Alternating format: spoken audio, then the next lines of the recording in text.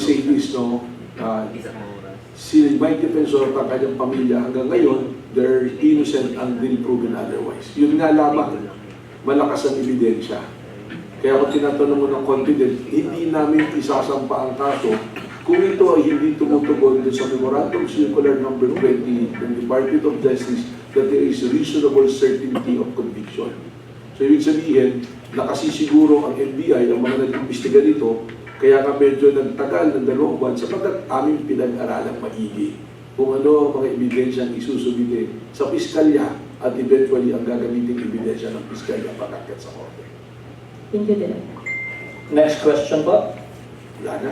Kung wala na po kayong tanong, maraming salamat po for coming at salamat din po sa inyo, Director Melvin Matibag. Maraming salamat po at adirito po ang NBI para tulungan po kayong lahat.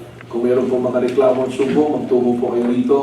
Dito po sa NBI, puro mga professional, bawal po ang bobo at tara dito sa NBI. Maraming salamat po.